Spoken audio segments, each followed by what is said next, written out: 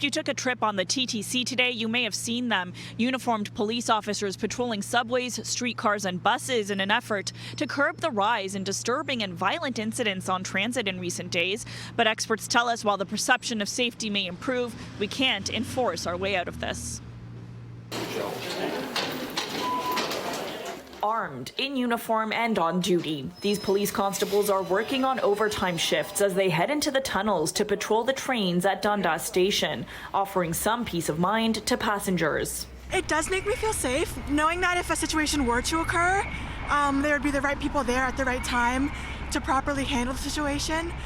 Definitely puts me at ease. They're supposed to protect us, so I feel safe if a good police officer was out there. It does make me a little bit safe, but I'm also afraid that if something was to happen, they're not going to be there. It's been very scary. Like, I'm always afraid to take the subway lately.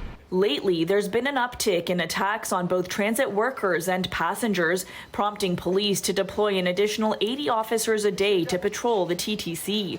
This past week, people have been shot with BB guns, assaulted and violently robbed, and even stabbed. On Tuesday, a woman in her 20s was stabbed in the face and head by a stranger. We have breaking news from the West End, where there's been more violence on the TTC. And on Wednesday, a 16-year-old boy was stabbed in the legs and torso. He shared this video from the hospital on TikTok and tells CityNews he was stabbed 4 times and didn't know the suspect.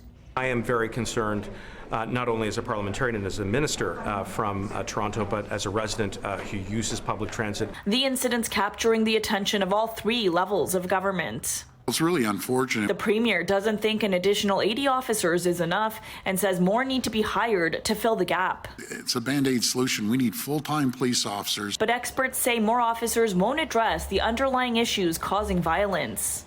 It's the only tool in the toolbox the city has right now to deal with something immediately, right? So we can't enforce our way out of this. David Cooper is working on a national transit safety study and says there's been a noticeable uptick in offenses against passengers and operators per capita compared to before the pandemic, the result of a number of complex issues like substance abuse, mental health, housing and poverty, and hate and discrimination.